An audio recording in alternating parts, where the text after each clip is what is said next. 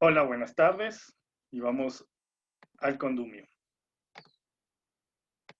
Entonces, miren, este sujeto no, la historia que cuenta es de este sujeto, alcalde bonaerense, reconocido por el gobierno castellano, ¿no es cierto? Incurre en un acto de traición por una alianza con los ingleses, ¿no es cierto? Básicamente describe la serie de pruebas que se le imputan, pero una serie de nombres bastan y el hombre es acusado de alta traición, ¿no? Entonces, el crimen entra dentro de una de las tres, ¿no es cierto?, esclusas que nos dice Thomas, ¿no? En este caso, un crimen contra el Estado, una alta traición, ¿no? Fue puesto en capilla, dice Lesser, en los altos del cabildo. Nada más inhumano que estar en capilla, porque la hora de la muerte, que es incierta para los demás, es espantosamente precisa para el ejecutado a muerte. Y nos habla de una suerte de trabajo, ¿no es cierto?, de aniquilación de la voluntad del sujeto a ser ejecutado, porque básicamente, como dice Getchell, ¿no es cierto?, es un dilema en este momento moral, es una cuestión pedagógica, si se quiere. Este sujeto pasa la noche asistido por los hermanos de la caridad, intenta testar, entonces hay estos dos elementos, ¿no?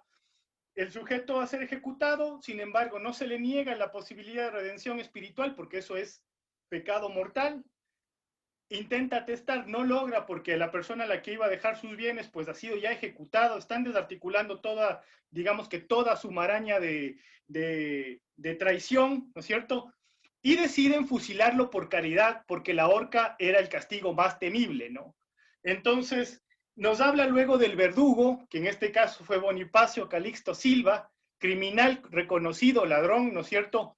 El oficio del verdugo, dice Lesser, no va a ser llevado a cabo por personas honorables, ni mucho menos, sino por la escoria social, por personas que tienen que de alguna forma pagar una culpa, quizá personas que han estado ya condenadas a muerte y que han sido de alguna forma indultadas, ¿no es cierto?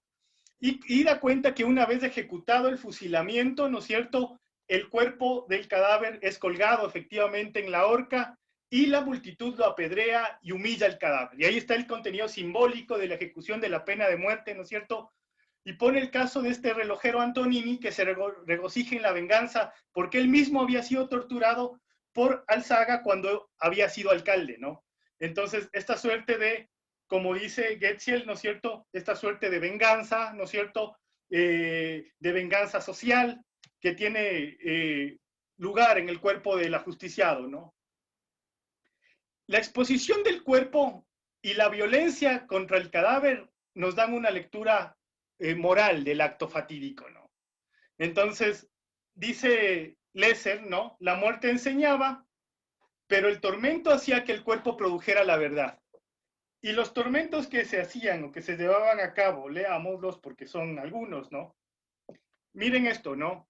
El primero de aquellos, echarles agua por las narices tapándoles la boca. El segundo, el del sueño italiano, que se ejecuta en un instrumento similar al reloj de arena, lleno de clavos con las puntas ácidas adentro donde se colocaba el reo, tan estrecho que apenas cabía, y como no tuviese movimiento sin clavarse, era dolor incomparable. El tercero es el de la cabra, quien después de haber estado encerrada y sin comer por algún tiempo se suelta para que lama al reo los pies que tiene untados con sal, despedazándoselos con el gusto esta y el hambre cuya pena es inexplicable.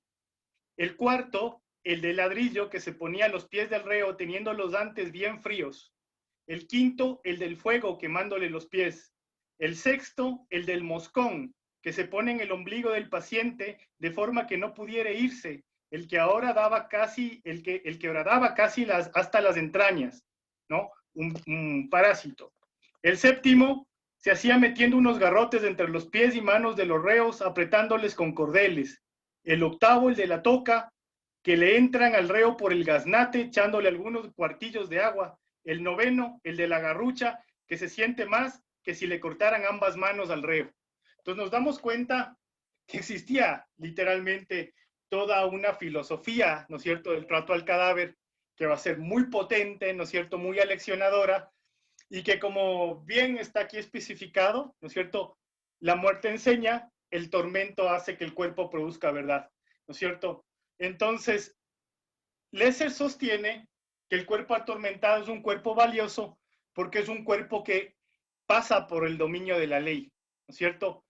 No solamente se busca que el reo, que el culpable de un ajusticiamiento por pena de muerte pague el crimen, sino que su cuerpo quede marcado, sino que su cuerpo quede como una evidencia, su cuerpo quede mancillado. Y esa es la dimensión pedagógica. En tanto que eso pasa, el cuerpo enseña, ¿no? No es solamente la ejecución de la pena, como podría ser ya en el siglo XX, sino que es una ejecución que trae consecuencias para el cadáver. Recuerden que el cadáver como objeto sacro está siendo mancillado, ¿no es cierto?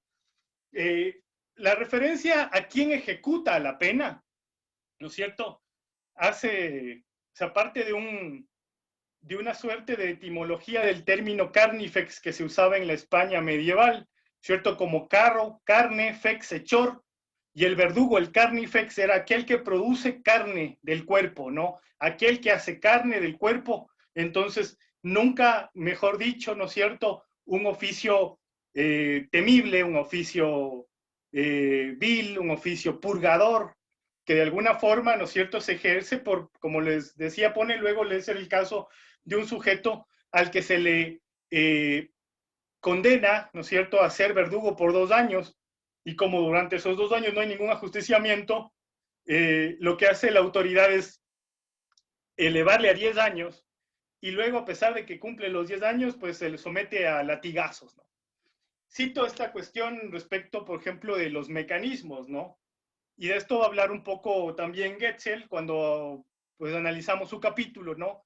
La horca era la delicia de los jueces, nada mostraba más dramáticamente la justicia que el cadáver balanceándose al viento, y había algo de poético que fuera el propio peso del cuerpo el que rompiera el cuello, ¿no? Y esto evidentemente me trajo a mí a la memoria, ¿no? Las célebres baladas del poeta francés Villon, en las que justamente hacía mofa, ¿no?, de los ahorcados y de los ajusticiados en las fétidas calles parisinas de la época. Y, ¿no? Y les traigo la cuarteta de François Villon en la que dice: yo soy François, ¿cuánto me pesa? De París, cerca de Pontuesa, pendiendo de la cuerda de una toesa, sabrá mi cuello lo que mi culo pesa, ¿no? O sea, como esta suerte de justicia divina, ¿no es cierto? Pero que además es brutalmente escatológica, ¿no? Brutalmente mundana, ¿no? Y que además permite que de alguna forma esa suerte de equiparación que se busca en el aparato de justicia se dé y se ejecute. Los métodos de ajusticiar también fueron objetos de debate, como ustedes pudieron darse cuenta en el texto de Getzel, ¿no es cierto? El debate en torno al uso de la horca, tal como vimos con la guillotina, se centraba en evitar el ominoso espectáculo que causaban a veces los ahorcados que eran mal ejecutados. Entonces debatía en torno al lugar del nudo, ¿no?, si era a la izquierda o a la derecha, el grosor de la soga, que si fuera muy fina en ocasiones terminaba decapitando limpiamente a los ajusticiados, y si fuera muy gruesa permitía una serie de convulsiones y agonías demasiado lentas y largas, ¿no? Sin embargo, como dice Thomas, esto es todo un espectáculo, ¿no? El caso que cuenta Lesser también tiene que ver con 30 malvivientes que asolaron el caserío de las víboras, comandados por José Palominos y Martín Pereira Curú. Curú serpiente, ¿no? Curú el serpiente, el víbora también, paradójicamente. Cuando esta gente paga por sus crímenes, ¿no es cierto?, para ser una gavilla organizada de delincuentes, la autoridad determina que los líderes deban ser descuartizados y el resto de reos, pues, cortados la cabeza y decapitados y cortados las manos, y estas evidencias, ¿no es cierto?, colocadas en los puntos de ingreso de la ciudad y en las áreas donde estuvieron robando. Entonces, hay unas descripciones potentes, ¿no? Como fue partido en cuartos como una res. Se habían secado al tiempo sin que nadie se preocupara de ellos, salvo la Santa Hermandad, que recogía aquellos despojos para enterrarlos lejos, una vez que la gente se hubiese olvidado de la tragedia, ¿no? Entonces, creo que es sumamente importante, ¿no es cierto?, en este caso el sentido pedagógico, que tiene en este momento la pena de muerte y cómo va a entrar al siglo XIX, a la República, sobre todo a debatirse y a convertirse en un tema de Estado. Sin embargo, si ustedes se dan cuenta, y me parece que esto es muy importante, tiene mucho que ver lo que dice Getchell, ¿no? En tanto, estamos evidenciando una suerte de personalización del Estado en el cuerpo muerto del ajusticiado. Hay una... Ya. No sé si quieren hacer alguna observación, alguna aclaración, preguntas. Entonces, miren, ¿no? Si tenemos eso claro, ¿no es cierto? También podemos leer lo que habíamos nosotros de alguna forma articulado el pensamiento bordiano, ¿no? Lo que se evidencia en la transición de la gestión de la muerte a través del Estado, la ejecución, será también el proceso de transición política, ¿no es cierto?, del antiguo al nuevo régimen, ¿no? A nuevas formas de gestionar la vida de las personas. Y ahí es donde justamente entra el tema del texto de Ana María Getchell, ¿no es cierto?, que nos hace primero una suerte de cronología de la pena de muerte en la República, ¿no? Siendo, o sea, primero de alguna forma, ¿no es cierto?, asimilándola como una práctica que se ejerció continuamente, ¿no es cierto?, y que sirvió como parte del control poblacional en el gobierno colonial, pero que en el Código Penal de 1837, el primer Código Penal de la Nación, ya establece 19 causales con pena de muerte, ¿no?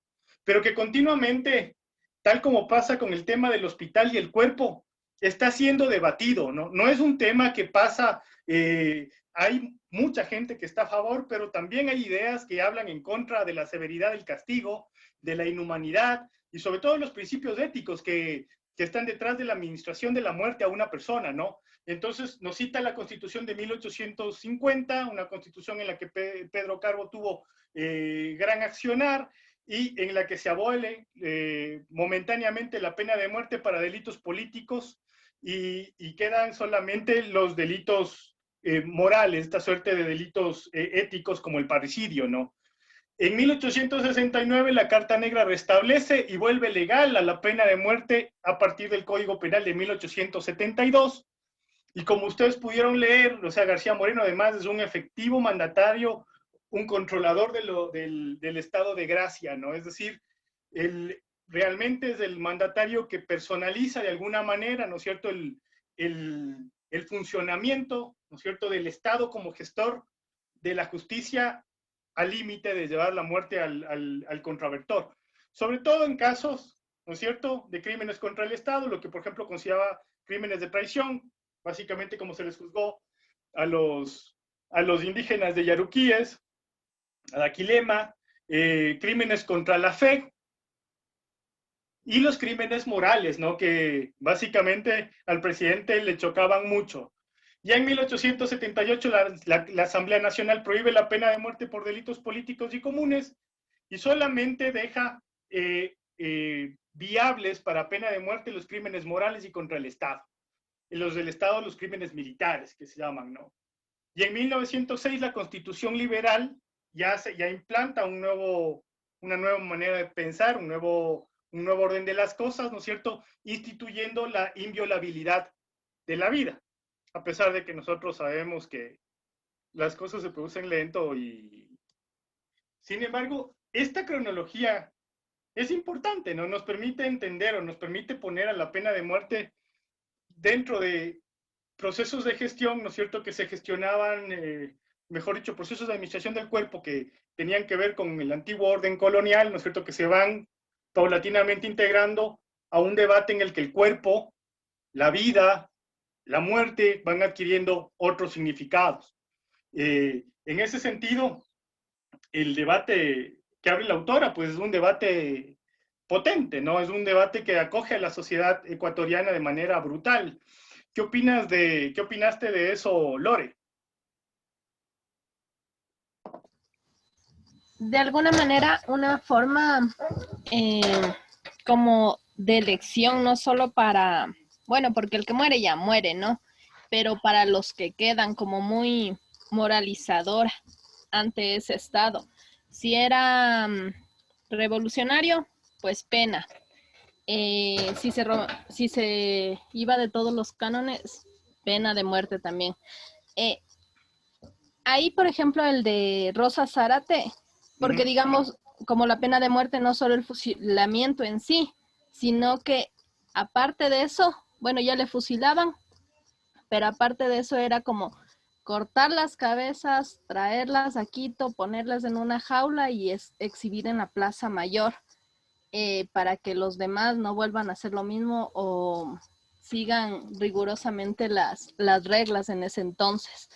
Entonces va más allá que impacte ante una sociedad cuando le convenía al Estado. Hay que ir viendo que este cambio, ¿no es cierto?, en cuanto a la exposición del cadáver, por ejemplo, durante el siglo XIX va a pasar muy rápido, ¿no? Es decir, esta suerte de modelo, ¿no es cierto?, moralizador con el cadáver, está siendo de alguna forma sujeto todo este proceso de tortura, ¿no es cierto?, de desmembramiento de los cadáveres, en el caso, por ejemplo, del asesino Corú que nos relata Lesser, el descuartizamiento, ¿no? O sea, y además la descripción con la que pasa el archivo es, se lo partió como una res, o sea, en cuartos, realmente con ese objetivo moralizador. Va a ir cambiando paulatinamente, incluso dentro del siglo XIX republicano nuestro, porque está inserto en en estos mismos debates en los que hemos insertado a la enfermedad, en los que hemos ido insertando, por ejemplo, al tema de la muerte propia, todavía no llegamos al suicidio, pero que básicamente tienen o sea, son debates sinuosos que en el siglo XIX ya son muy importantes y acá están entrando rápidamente. Entonces, yo creo que el periodo histórico que analiza Getchell ya no es un periodo en el que se va a exhibir, ¿no? Sino más bien va justamente a convertirse en la razón del Estado en la aplicación de la pena frente al cuerpo del criminal, del transgresor, como quieramos llamarlo, ¿no?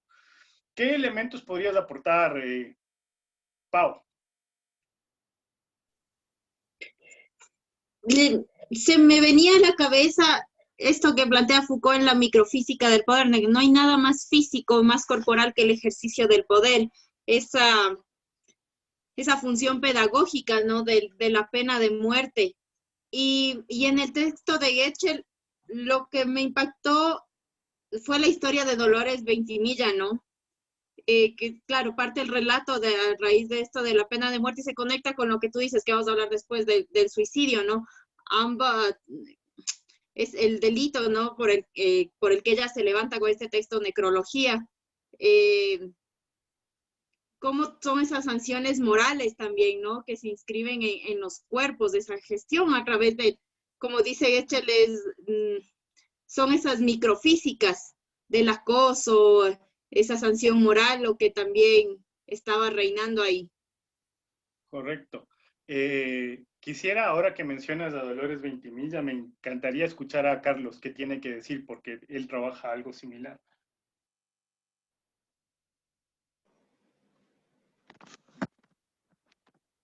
Similar en... ¿Te acuerdas en tu no en el proyecto que estás trabajando ahorita, pero en el primer proyecto Ah, en lo primero que estaba pensando. así es. Sí, sí, justo iba a decir eso, porque creo que la parte del escarmiento no necesaria, o sea, no sé, estaba pensando que tal vez se puede discutir mucho respecto de qué tanto escarmentaba una sociedad a partir de la exhibición de los cuerpos del maltrato y demás. Creo que más bien la parte más densa está justamente en los instrumentos morales, en como decía Ana María, que todo esto se va inscribiendo en la vida cotidiana y que es desde ahí, desde donde se va atacando y que termina siendo como más útil, pero mucho más eficaz.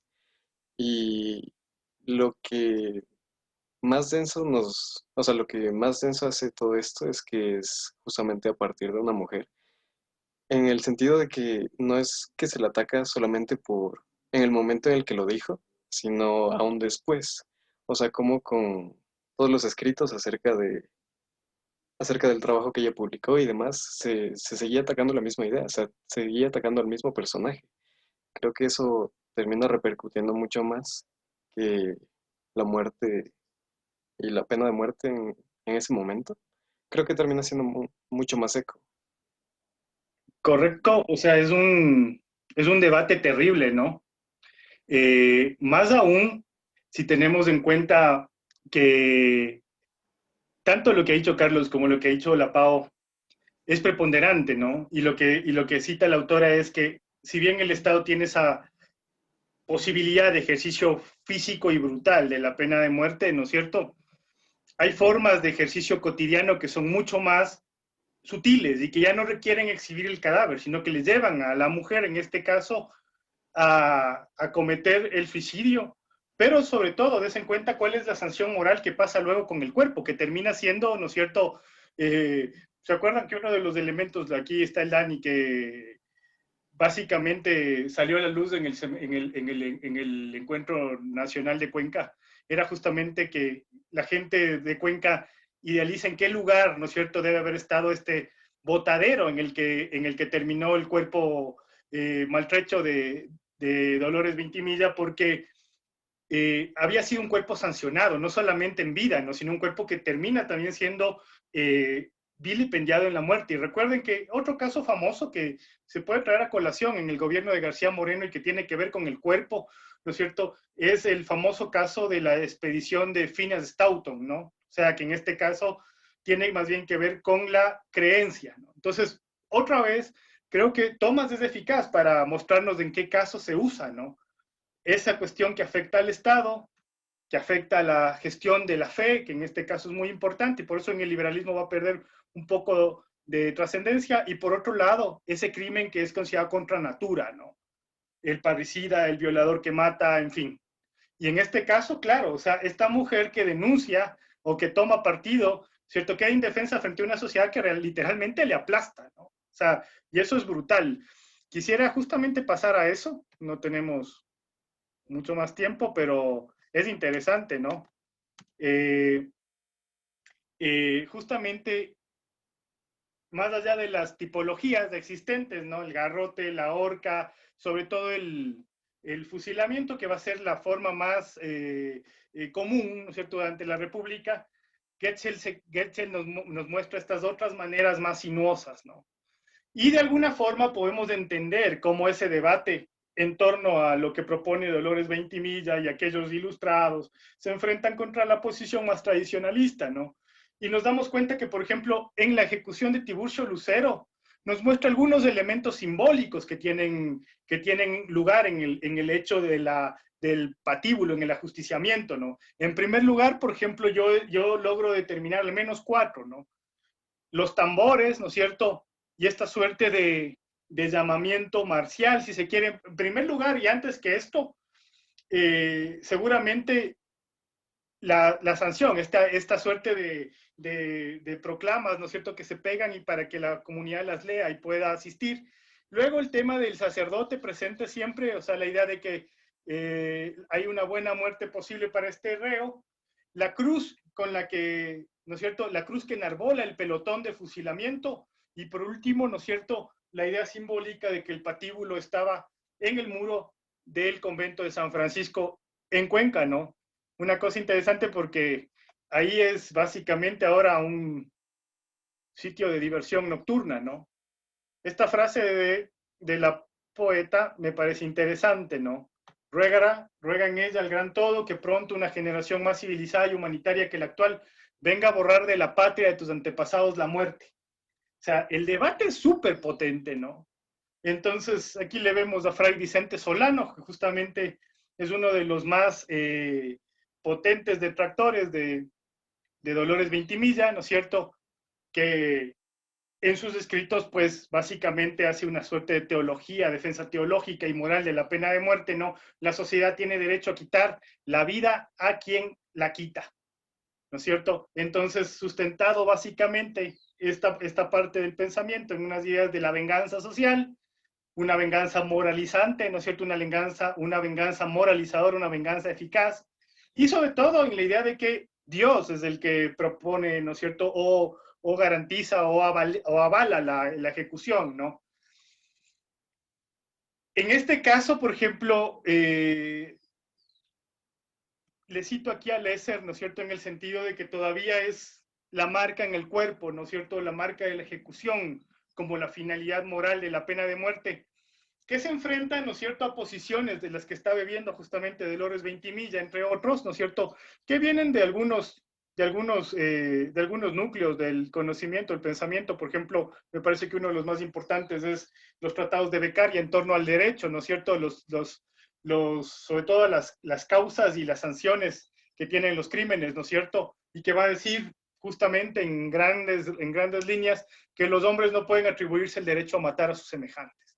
O sea, tenemos esas dos visiones en disputa, dos visiones potentes, ¿no es cierto?, pero que, como citamos o como discutimos hace un momento, están apelando a ese borde, ¿no? No son tan, quizá no se está discutiendo justamente frente al cadáver individual, a la causa, sino justamente a la sanción moral, al borde donde sucede. Y en este sentido, ¿no es cierto?, el ejercicio máximo del poder soberano en el siglo XIX en el Ecuador va a ser justamente el periodo garciano, ¿no es cierto?, donde la pena de muerte aparece como la aplicación de un modelo nacional, ¿no?, la razón de ser del Estado, la ejemplificación máxima del ejercicio del poder soberano. Analicemos, por ejemplo, qué elementos tiene la descripción que cita de archivo Getchell en la ejecución de 1872, ¿no? Entonces, digamos que los avisos nos hablan del método de ejecución, van a ser fusilados, ¿no es cierto?, el día y la hora, el lugar, ¿no es cierto?, que es un lugar específico, ¿no? El día y la hora es un día y no es en la noche, es un momento en el que la población puede ver, ¿no es cierto? El lugar es la plaza central o el lugar donde se cometió el crimen, es un lugar simbólico, se anuncia con carteles, se avisa a la población, se instala el cadalso, ¿cierto? El cadalso tiene ciertas características, ¿no es cierto? Tendrá cierta altura, estará recubierto de negro, ¿no es cierto? Nos da la idea de la preparación de un lugar, la preparación de un acto. Luego va a haber un séquito, ¿no es cierto?, que además, como dice Lesser en el caso de Buenos Aires, primero estará el tema del reo que tiene que sobrellevar su encierro, y luego todo este proceso de gestión no de la culpa, sino de la inmediatez de la muerte, ¿no?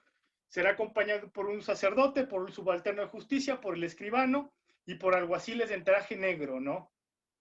La sepultura, miren cómo es importante no solamente el momento de la ejecución, sino que es importante también el momento luego de la ejecución en la que el cadáver representa ese objeto sagrado, ¿no es cierto?, que ha sido mancillado por el delito y que ha sido de alguna forma puesto al día en la cuestión de justicia por parte del Estado.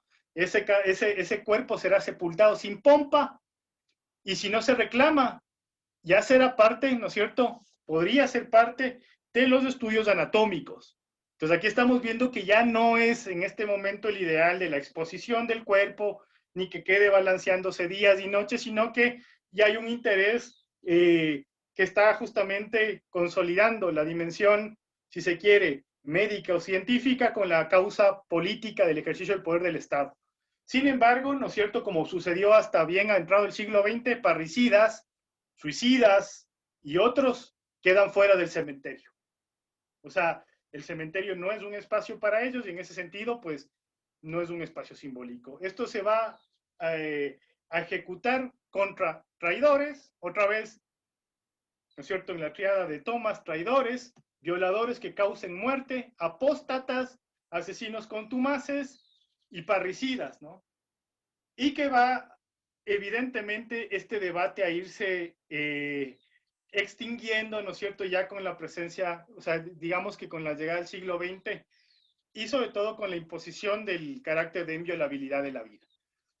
Entonces esta suerte de ejercicio que hemos hecho con Getchell, con Lesser, con Vincent Thomas en torno al Estado o al sistema de justicia o a la administración religiosa, por ejemplo, en el caso que fuera un crimen tipo los que sancionaban la Santa Inquisición, ¿no? Que a pesar de que fuera un tribunal religioso, pues el organismo de ejecución era civil, ¿no?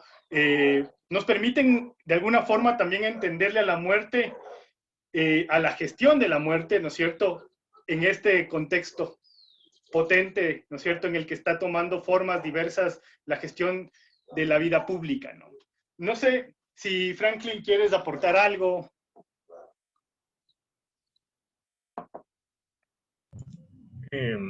Yo más bien tengo algunas preguntas, algunas inquietudes. Es muy oportuna, muy iluminadora la noción de verdugo. ¿Cómo es que se la identificaba como un oficio vil? Pero también, por ejemplo, ¿qué relación hay entre esa identificación como oficio vil y el caso de los pregoneros, que pues en tiempos de la colonia y hasta algo de la República eran los llamados a dar noticias, a leer los bandos, y también era considerado un oficio vil, bajo, despreciable? Pero ya en cuanto a la pena de muerte, ¿qué tipo de mecanismos se usaban, no? Que yo sepa, por ejemplo, no se usó la silla eléctrica, por ejemplo, cuando ya había la electricidad. Eh, no sé, los pelotones de fusilamiento, la horca, ese tipo de situaciones. Se sabe que en Quito, en Cuenca, había unas picotas a las salidas de la ciudad. Pero también me parece que la discusión puede extenderse un poco más en el sentido de que, aunque oficialmente, legalmente, esa pena está abolida, está censurada, está suprimida, porque pues no solo en el contexto local, sino en un contexto general se asume como una pena inútil, que no resarce, que no genera un amedrentamiento, que no incide en una disminución de los delitos, pero que sin embargo informalmente está viva. En cuanto a lo que compete a las ejecuciones extrajudiciales, a los linchamientos, a los ajusticiamientos, bueno, viene a ser prácticamente lo mismo. Y pues de otras formas, ¿no? Depende de los sectores. A mí me ha llamado la atención alguna vez que pasaba por el cantón Cumandá, que es fronterizo entre la costa y la sierra, entre Chimborazo y Guayas. Y había un letrero que decía, ladrón atrapado será ajusticiado por el populacho. Y me llamaba la atención porque quienes emitían este discurso se asumían como populacho. Hay un libro de los costales llamado Nos la plebe. Y me recordaba aquello, porque era, en el caso de populacho, asumirse como lo más bajo, lo más ínfimo del conglomerado social, al punto de que pues ellos están dispuestos a jugárselas en caso de sentirse ultrajados o robados o ofendidos por un ladrón o un maleante. Entonces, yo tengo una serie de inquietudes, especialmente con respecto a los métodos que se usaban para provocar la pena de muerte. Interesante, ¿no? O sea, me parece que conforme se instala el siglo XIX, pues otros métodos que no sean los pelotones de fusilamiento dejan de tener vigencia, al menos acá, ¿no?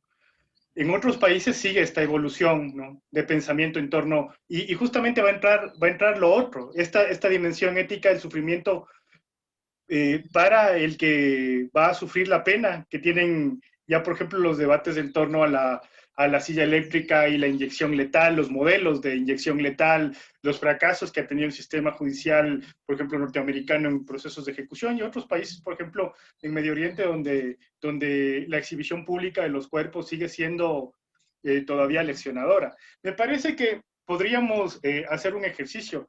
Yo recuerdo que la Lore contaba el triste destino de aquellos que robaron el copón de la Capilla del Robo y cómo fue su ejecución en ese momento, ¿no?, en pleno periodo colonial. Quizá quieres refrescarnos la memoria, Lore. No te escuché muy bien porque te quedaste paralizado. Ya volví. Ah, sí, ya.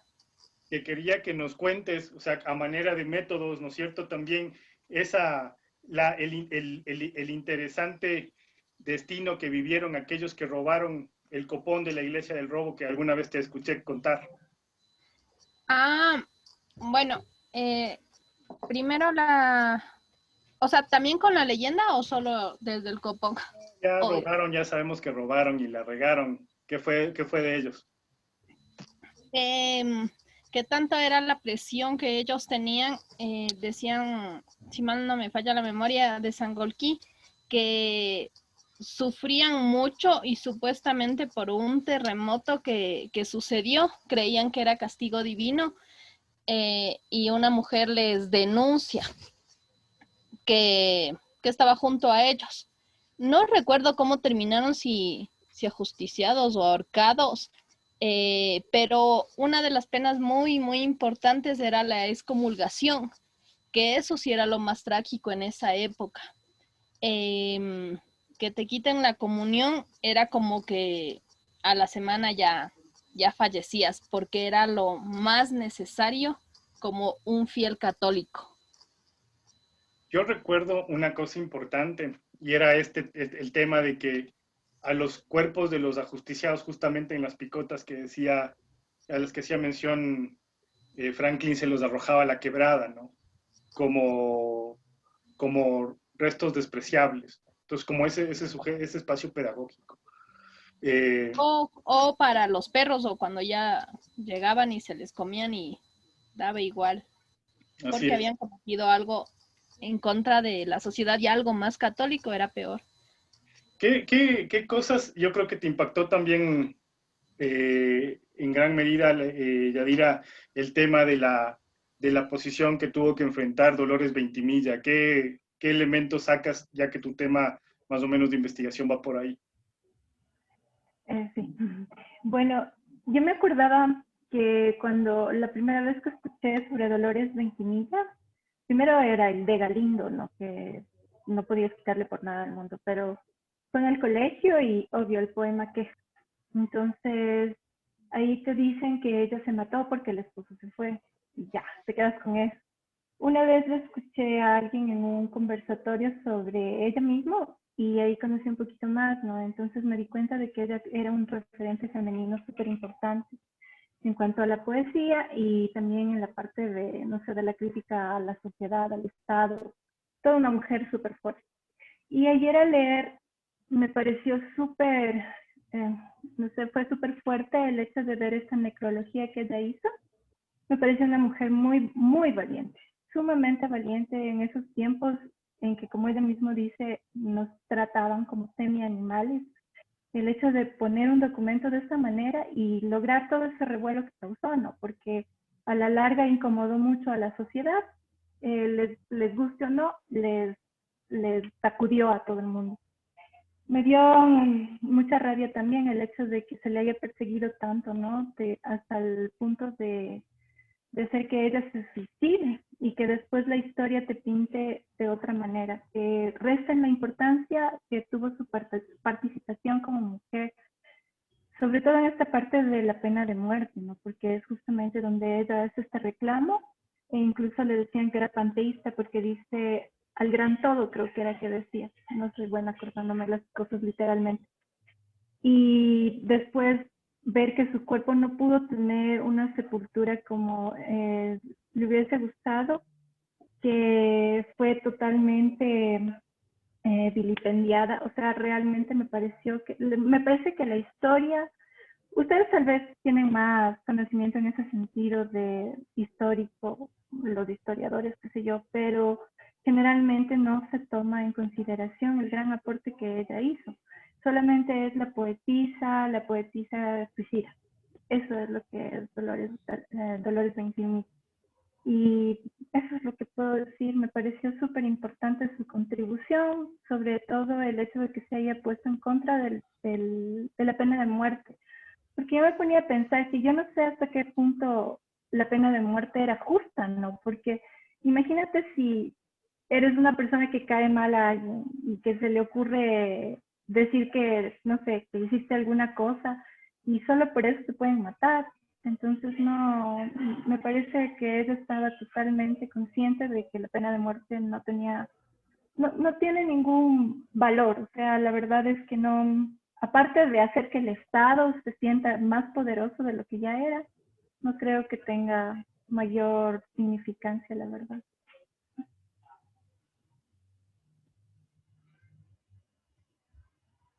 Hay algunos elementos en lo que acabas de decir que son importantes, ¿no? El primero es las nociones cambiantes en torno, por ejemplo, a lo que representa o no el ejercicio del poder y la administración de justicia, el papel de la mujer y lo que debería saber en un momento determinado y te das cuenta que está inserta en debates muy avanzados, ¿cierto? Y eso de alguna forma, como dice Getchell, conduce a otras formas, ¿no es cierto?, de presión frente a los sujetos, porque lo que está analizando ella es el Estado administrando el poder de matar. Y te dice hay otras formas, ¿no?, que no necesariamente son el juicio, el pelotón, sino que están obligando. Entonces es una visión más sinuosa. Evidentemente el texto es de este año, ¿no? No le puedes reclamar a la historiografía de los años 50 o 60 que estén colocando a los actores en estos debates, ¿no? Sin embargo, creo que ese es el papel contemporáneo, ¿no? Como de encontrar nuevas perspectivas más profundas, más complejas. Creo que comencemos, colegas, espero que lean Lesser, sobre todo voy a intentar escanear más capítulos, es súper divertido. Y para los que no hayan llegado, sobre todo para la Emilia, recuerden que un minuto me tomo en esto, por favor. Tenemos listo lo que va a ser el 5 y el 9, tenemos visitas, pero los textos de esas clases ya están colocados en el aula. Tenemos un ejercicio de exposición de clases el jueves 12 de noviembre, 5 exposiciones de 20 minutos. Emilia y Carlos, te puse Camila, pero es Emilia y Carlos, Cementerio General de Santiago, en los documentos que están ya colgados en el aula, documentos de análisis, sesión 10 y 11, ya están esos documentos, por si. Entonces, con eso estaríamos bien. Y quisiera más bien comenzar quizá por la Emilia, 5 minutos. Cuéntanos cómo va tu proyecto de investigación y entre todos en 2 minutos te aportamos, ¿no? Y está aquí el Dani Rivera, que también es presidente de la Red Ecuatoriana de Cultura Funeraria, para que nos escuche de su opinión. Entonces comencemos con la Emilia.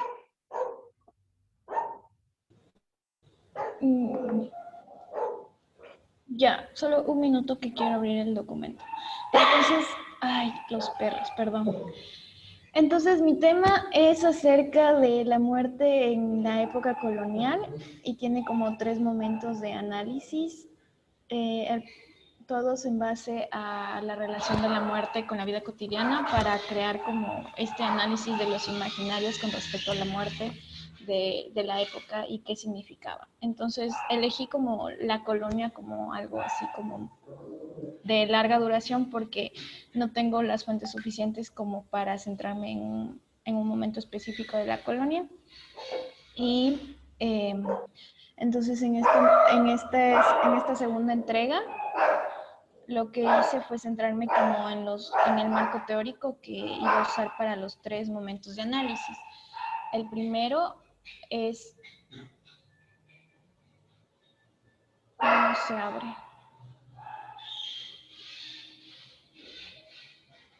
Ya.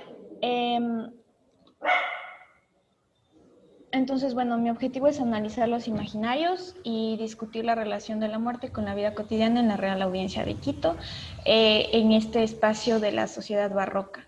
Entonces, tengo tres conceptos básicos que son la muerte como imaginario social, el segundo que es las prácticas respecto al rito funerario, y la última es las estrategias femeninas respecto al control del cuerpo y a la posibilidad de la muerte. Entonces, en algún punto dije, ok, estoy tratando de abarcar demasiadas cosas, pero creo que, o sea, mi idea es como hacer una visión general de lo que pasaba en la colonia con respecto a la muerte.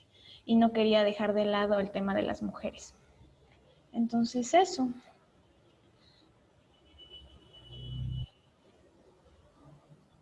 ¿Qué le podrías aportar, amigo? ¿Qué te parece el tema? Bueno, yo ya escuché algunos temas de algunos de los colegas que están en tu curso.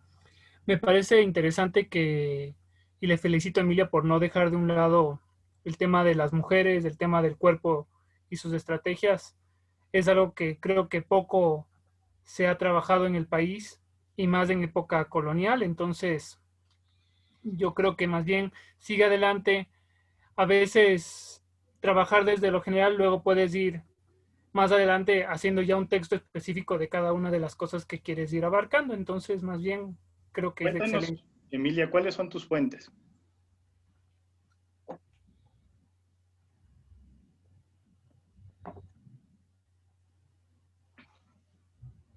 Ya, perdón, es que los perros están haciendo mucha bulla. Entonces me quiero basar en como el tema de información relacionada a cofradías y cómo se manejaba esto de los ritos funerarios. También quiero basarme como en imágenes de la época con respecto a la muerte, sobre todo el tema de lo religioso. Y de ahí la tercera parte estoy como un poco oscura porque encontré un par de artículos relacionados a la muerte y la mujer en la colonia, pero son investigaciones de otros lugares, en donde hay, por ejemplo, testamentos, en donde hay cartas y este tipo de cosas que les han permitido trabajar el tema. Entonces yo ahí quiero ver si es que puedo trabajar las cartas que uso en mi tesis, que son cartas de una mujer de la época, que están relacionadas a cómo ella vive la muerte de su padre. Entonces no es precisamente la muerte de la mujer, sino ella cómo ve la muerte. Entonces en esa parte estoy viendo qué fuentes voy a usar. A mí me parece chévere. Yo te recomendaría que todavía le limites más. Esa es la observación general que tengo. Hay casos, como tú dices, estudiados. Acá te voy a dar unos 2 o 3 textos, te voy a enviar. No sé si estén en PDF, me toca buscar. Pero también hay este otro libro que se llama Esposas de Cristo. No sé si lo manejas. Que habla justamente de la vida detrás de los conventos y las mujeres. Entonces ya hay un capítulo entero dedicado a cómo se vive la muerte en los conventos femeninos, que también es importante, ¿no? Pero por ahí va, me parece que también me parece muy ambicioso. Esa es la observación que he hecho. Sin embargo, pues como dice el Dani, acá no he leído mucho al respecto con esa perspectiva, así que me parece interesante. Leo, ahorita me acordé que en el segundo encuentro en Cuenca presentaron una ponencia que te acuerdas que hablaba de testamentos y había testamentos de mujeres. Podría buscar el contacto de la ponente para que se ponga en contacto Emilia y Sí, puedan claro. un poco intercambiar. Gracias, Dani, para eso estás. Gracias. Carlos.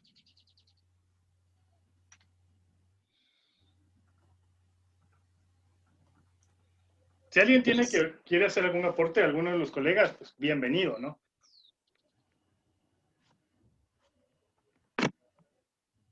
Te escuchamos, Bueno, Carlos. ya. Mi trabajo, bueno, hubo cambio de tema. El trabajo que al fin decidí hacer fue un ensayo sobre las actitudes que nos presenta Philip Arias hacia la muerte de García Moreno. Las dos actitudes que escogí fueron la que es hacia la muerte propia y la otra es la muerte hacia el otro. En este caso, y debido a las fuentes que revisé, que tengo a la mano, es centrarse respecto de ambos casos, o sea, lo que García Moreno decía acerca de su propia muerte, de esas premoniciones, y también de lo que se escribió a partir de que él fue asesinado y demás, es desde la prensa. Entonces es tratar de reconstruir estas dos actitudes, o sea, cómo se vivieron, más que nada desde lo escrito, desde el papel. Para esto cuento con algunos trabajos, uno de ellos es acerca de o sea, mi trabajo ahorita quiero como dividirlo igual en tres partes.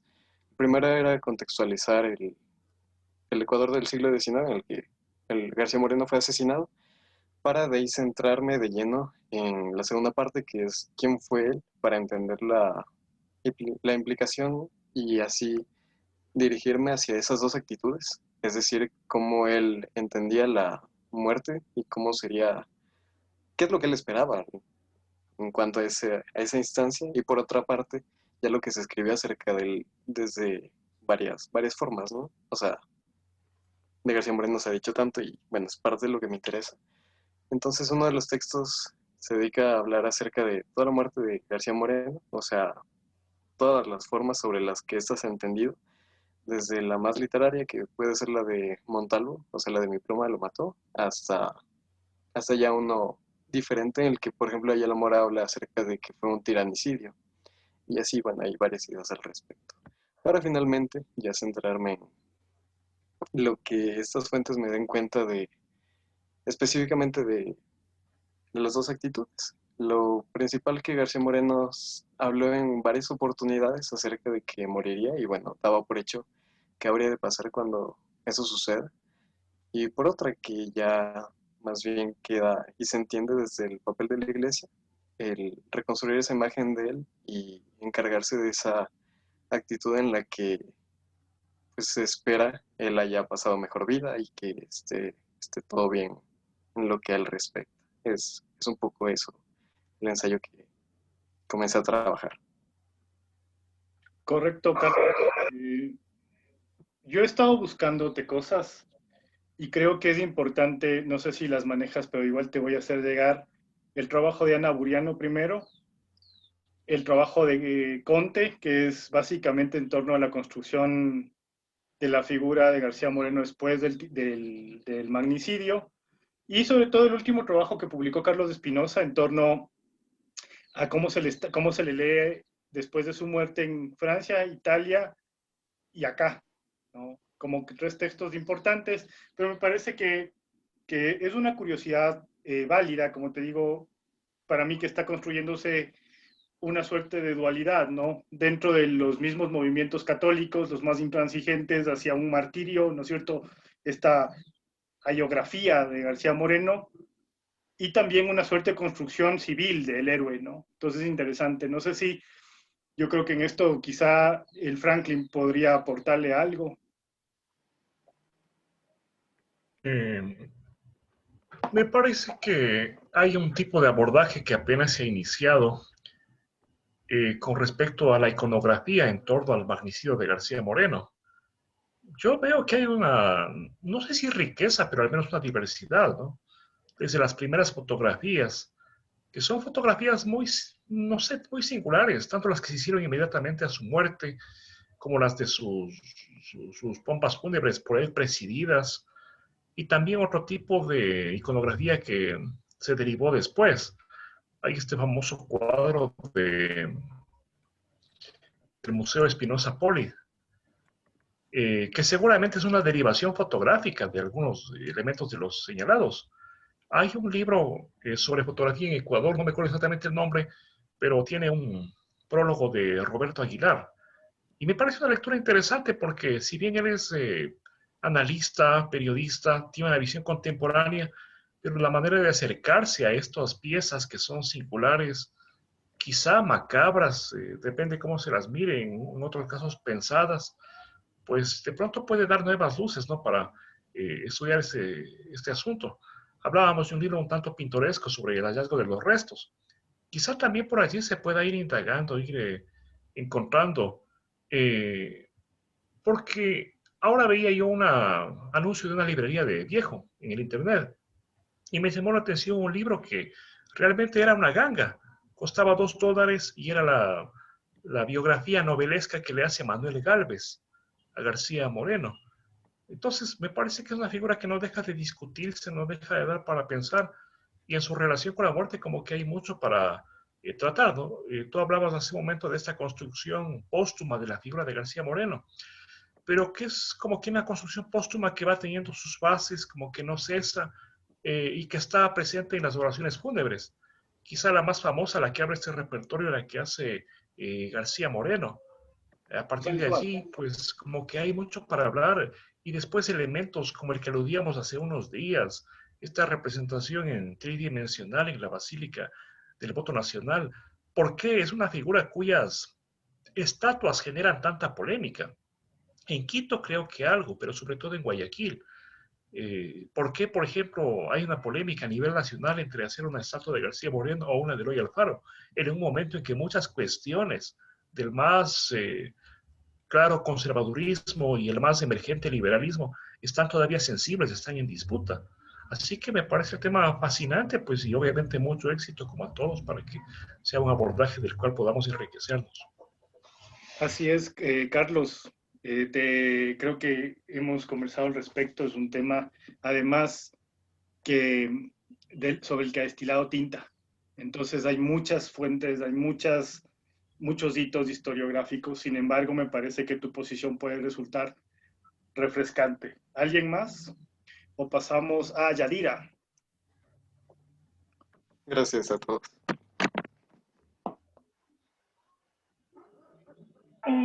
Bueno, yo sigo con lo de los poetas decapitados. Lo que yo quiero hacer es un tema que me surgió hace algún tiempo, que fue porque leí que en algún momento se hizo un concierto en San Diego, pero yo solo me quiero, a ver, comencemos. Yo quiero hablar sobre Arturo Borja, que es un poeta de la generación decapitada. Es como el cabecilla de los modernistas de aquí en Ecuador, y tiene también como un halo muy fúnebre, ¿no? Como muy funesto. Está en cada trazo de su obra está escrita está plasmada la muerte de alguna manera. Es un tipo sumamente sensible, muy inteligente y de un carácter muy depresivo. Entonces, leyendo sobre él, en algún momento vi que cuando él estuvo de novio con Carmen Rosa Sánchez, que fue su esposa, ellos tuvieron como un concierto en San Diego. Esto es un poco complejo porque se citan algunos documentos, ¿no? Ya tengo un par de documentos en donde se dice que hubo este concierto, pero no se habla más allá. Entonces, en algún momento lo que yo quiero hacer es como replicar ese concierto en San Diego, pero para eso lo más importante es encontrar la documentación que respalde que sí hubo o no hubo este concierto. Y todo eso me ha llevado como a conocer más sobre Arturo Borja y qué relación tendría con la muerte y básicamente con el cementerio de San Diego. Entonces lo que estoy haciendo es leyendo varios documentos, que hay un montón de información sobre los poetas decapitados, sobre el modernismo en Ecuador, pero no hay mucho sobre este tema, que es lo que yo quiero buscar. Entonces sería como rastrear a Arturo Borja, ¿no? Y también en algún momento nos hemos planteado el hecho de verificar que, siendo su padre Luis Felipe Borja padre, porque él era hermano de Luis Felipe Borja hijo, los dos creo que están en San Diego, no León. Entonces, si es que ellos tienen esta relación directa con el cementerio de San Diego, quisiera saber si, pese a que Arturo Borja cometió un suicidio al tomar una sobredosis de morfina o de cloral, como quieran llamarle, algún opioide, él también puede estar enterrado ahí de una manera como más furtiva, ¿no? Entonces, lo que estoy haciendo es leyendo y rastreando al poeta. Si me permiten una observación. Sí, por favor. Y quería que Franklin justamente se entere de por qué es un especialista. No tanto así, no exageres. En todo caso, quiero contar un asunto. Yo fui contratado hace unos 3 años para hacer un libro de un Borja. En este caso, José Luis Alberto Borja Moncayo. Y fue interesante conocer un poco los trabajos de Cristóbal de Gangotina y Gijón, porque él hizo un libro dedicado a la casa Borja, o a los Borja, digamos, en general. Obviamente, pues hay mucho de mitología o mucho de información que pues resulta complejo comprobar. Pero lo interesante era cómo se van abriendo estas ramas Borja y llegan, por ejemplo, me parece que a México, a Colombia, a Ecuador. Y en Ecuador hay 2 ramas, una de los Borja juristas, por ejemplo, Luis Felipe Borja, de la cual pues son letrados, entre ellos el poeta Arturo Borja, y otra rama de terratenientes, ¿no? Que son los que llegan a Riobamba y pues se dedican más a las haciendas, a otro tipo de vida, pero entre ellos hay un terrateniente letrado, que es, o un gabonal, como se diría, que es Luis Alberto Borja Moncayo. No tienen así un vínculo muy directo, ¿no? Pero como familia me parece que algo da para hablar, porque digamos, hay muchas ramas, y ya pues los Borja actuales, que yo entiendo, pues deben ser numerosos, ya es un poco difícil adscribirles a una u otra rama. En mi caso, pues un bisabuelo mío también es Borja, y pues era cura, además. Entonces es un caso que de pronto pues nos da para situarnos ante una arena bastante densa y con muchas implicaciones. Y pues esto del concierto a mí me parece interesante, porque ya es una performance en un tiempo en el cual seguramente eran poco habituales, no sé. Obviamente pues no podemos verlo con las coordenadas de hoy, pero recuerdo que cuando hubo el concierto, perdón, el encuentro en Quito, el encuentro de cultura funeraria hace unos 3 años ya, pues fue un lugar al cual peregrinamos. Yo no diría acudimos, sino que peregrinamos. Y la música tenía un lugar especial. no hubo pues algo poético, me refiero en cuanto a textos, pero sí en cuanto a la música. Y como anécdota nomás quiero contar que conmovió la intervención de un pequeño grupo de cámara y una persona dijo, el momento de hacer las preguntas, ¿no? Su pregunta fue, ¿no tendrán un CD? Y yo complementé desde atrás, o más que sea un cassette. Y pues fue interesante ver cómo son elementos y sitios y lugares que congregan y convocan y sobre todo suscitan. Así que mucho éxito con esa idea.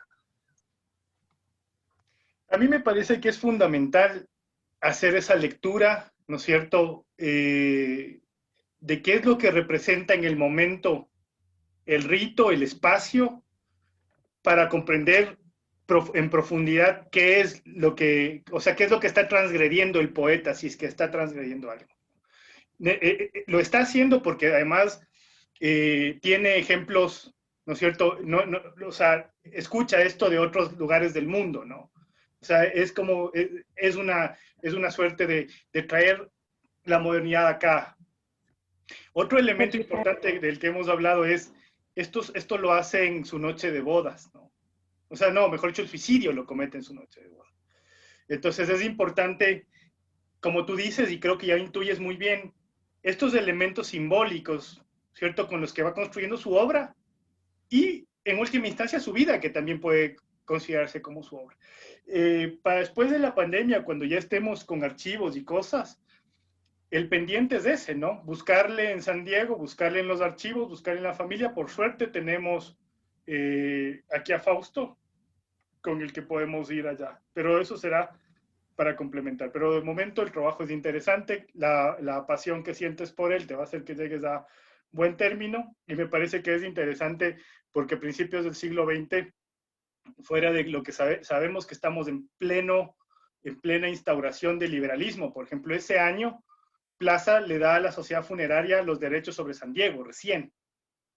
O sea, ya dice, no les vamos a quitar, ya, quédense tranquilos. Entonces la sociedad puede dejar de fingir que es una sociedad civil, recupera un poco de su atavío monástico, ¿no? Recuerda que a pesar de que en 1907 cambian de reglamento, ¿no es cierto? Al principio dice, cobijados por la imagen de Nuestra Señora del Santo Rosario, somos la sociedad funeraria, sí, siguen siendo la hermandad de beneficencia de Nuestra Señora del Santo Rosario, pero en el periodo liberal. Entonces, quizá el tema del cementerio ya se había utilizado igual para justiciar. Hay que ver el caso de Vivar, todas estas cosas que son muy importantes, ¿no? Pero por ahí va la cosa. Hay elementos, pero a cada uno de ustedes le haré llegar las observaciones por escrito, ¿no? Ahora sí hay elementos para hacerlas. En la primera entrega apenas era un esbozo. Quisiera continuar con Mauricio. Muchas gracias.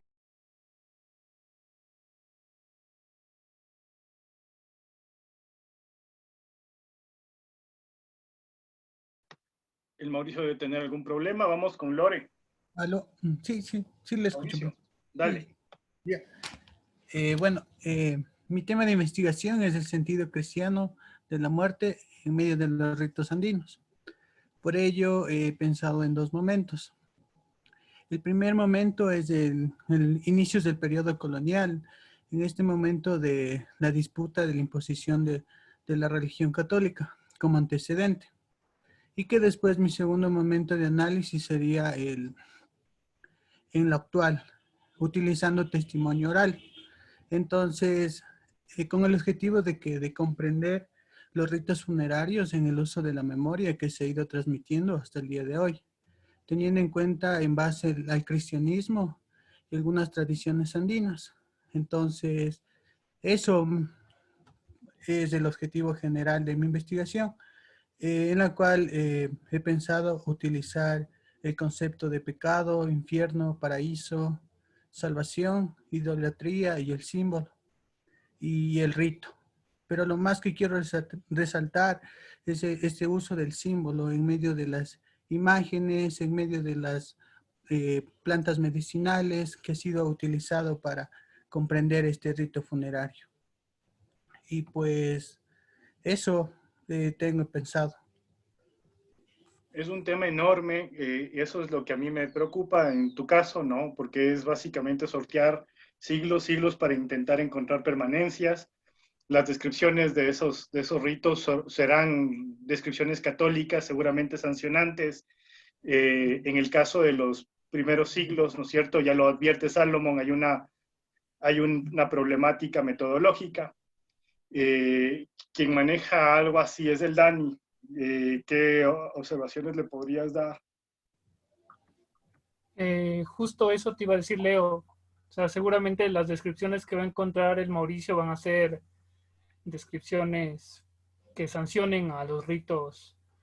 Pero justo ahorita que hablaba de las plantas y el tema de eso, voy a buscarle un texto que estaba leyendo muy por encima, pero que me pareció interesante, que hablaba un poco de la antropología, y lo voy a citar ahora en un ratito más, de la antropología alimentaria de la colada morada, y el hecho de que se usen plantas medicinales para elaborarla y todo lo demás, que generan tranquilidad, generan calma y ese tipo de cosas. Entonces, creo que puede servirle al Mauricio de alguna manera. Tal vez otra cosa que se me ocurre es trabajar un poco con el tema que está bastante desarrollado académicamente en el Perú. Le podría poner en contacto con un amigo que trabaja el tema sobre todo de tradiciones del Incario, que se llama Emanuel Rivera. Me comprometo en pasarle igual el contacto en un momento más. Ya le pasé a Emilio el contacto de la persona de Cuenca, entonces ya le mando el contacto a Mauricio para que se ponga en contacto con él. Mauricio, lo único que te digo es me parece que tu tema es interesante, es como buscar pervivencias, ¿no? Será muy difícil encontrarlas puras o lo que fuera. Te plantees una estrategia metodológica nada más, quizá como eje narrativo.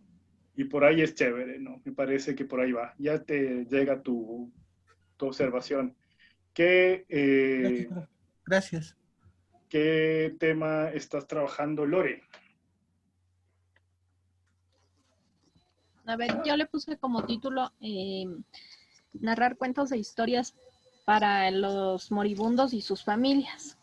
Y es de esa forma de cómo acompañar en esta época. Y a mí me surgieron desde varias preguntas, como ¿han preparado a alguien para que muera o han preparado a los que quedan para la muerte de un ser querido? ¿O se han preparado para morir ya personalmente? ¿Cómo se siente o cómo sientes la vida? ¿Qué significa? ¿Qué es la muerte? ¿O cuál o cómo crees que es el tránsito entre la vida y la muerte? ¿Y cuál es esa visión? Entonces, a partir de eso, más lo hice como una forma de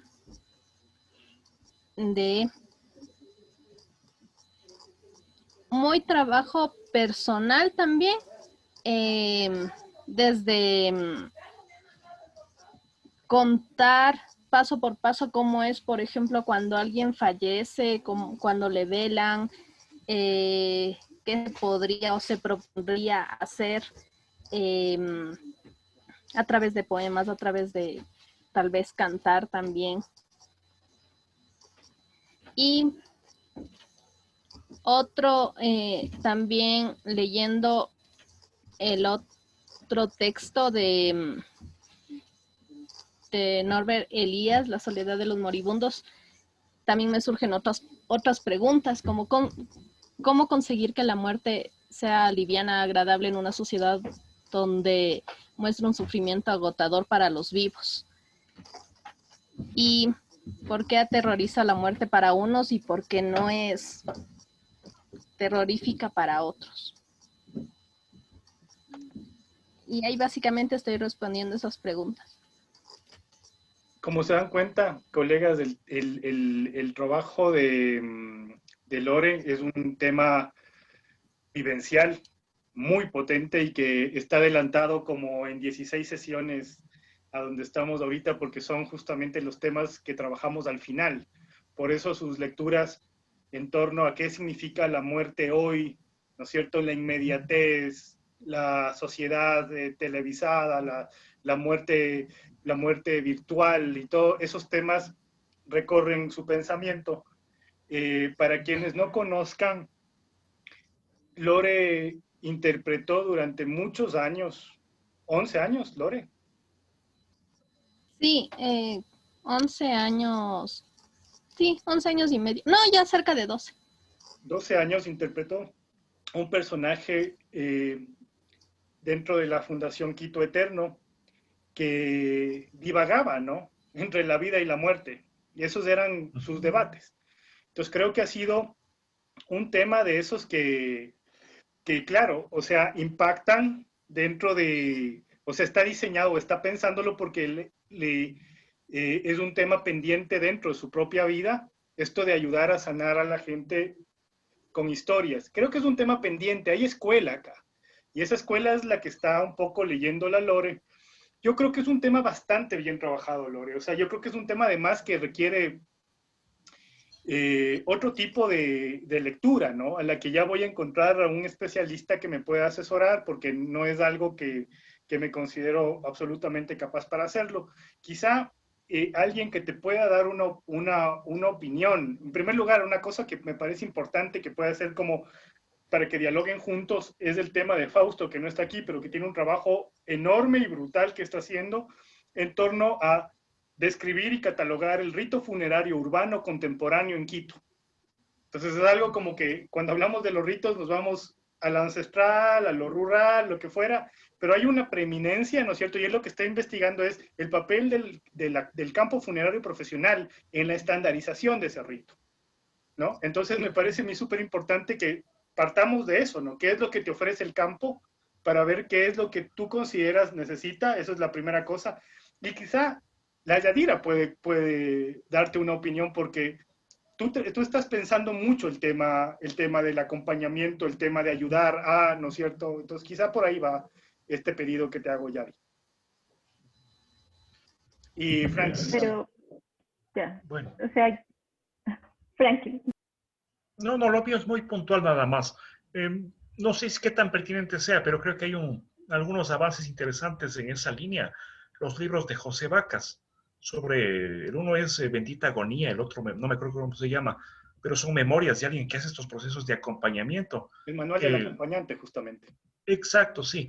Entonces, tal vez por allí un poco situar cómo está funcionando eso, ¿no? ¿Qué diálogo, qué vínculo se puede establecer entre aquello y lo que tú planteas, que me parece interesantísimo esto del cuento, las narraciones, porque si se trata de cumplir la última voluntad o el último capricho o el último antojo del moribundo, para mí es novedoso esto de, pues, vincular un relato con quien está en sus trance final, nada más. Yo creo que eso es el Pepe Vacas es el punto de partida, uno de los puntos de partida que ha tenido la Lore ya. También hemos leído estos textos gringos, ¿no? Muy en boga, ¿no? Kubler-Ross y toda esta gente que está gestionando estas maneras. Recuerden que justamente alguna vez que hablé con el Pepe Vacas decía, la necesidad del acompañante para morir en la sociedad contemporánea se debe a que es una sociedad que no sabe vivir, ¿no? Entonces no te preparan o te hacen temerle a la muerte. Y por ahí va también el texto de Ross, pero por ahí, no sé si alguien quiere más opinar, no quiero obligarte ya. Pero está bien, creo que es un texto. No me digas. Me parece genial lo que está trabajando la Lore, la verdad me he quedado súper contenta porque es un tema que es necesario, ¿no? O sea, tanta gente que realmente no vive porque no considera la muerte que está ahí presente. Entonces me parece un trabajo lindísimo, Lore. No sé si lo vas a hacer con niños también. Pero me parece súper chévere. Yo creo que es importante traer a colación que este curso era justamente un experimento, ¿no es cierto?, que iba a topar temas, ¿no es cierto?, muy emocionales y afectivos. Y creo que esa es la metodología que hemos ido como tomando. Y me parece interesante la diversidad de cosas que hay, ¿no? Te pregunta Lore, la Yadira, no sé si la escuchaste, si vas a hacer... No. Vas a hacer también para niños, dice.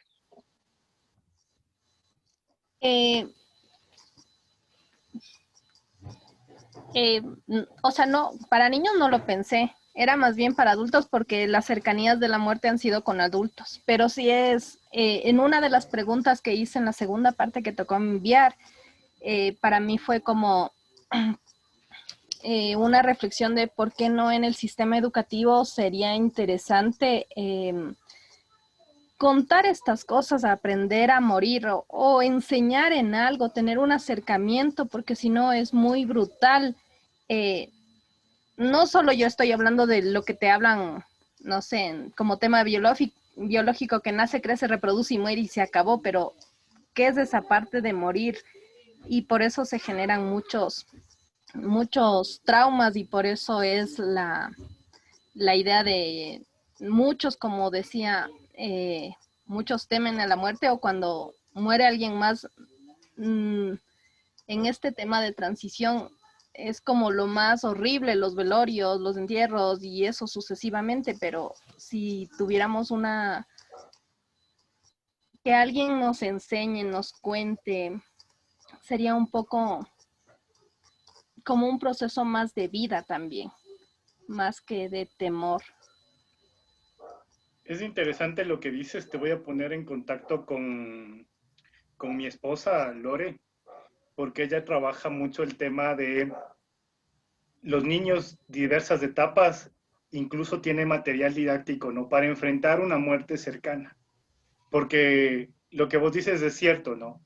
No entienden, dependiendo de cada etapa evolutiva de desarrollo, qué es. Entonces es mucho más complejo. Y eso es algo que, por ejemplo, al principio, cuando ella empezó a investigar esto, en el colegio tenían mucha resistencia, como que es algo que no se debe hablar, que más bien lo solucione la familia ya, que en el aula no contamine el resto de compañeritos con ese tema feo.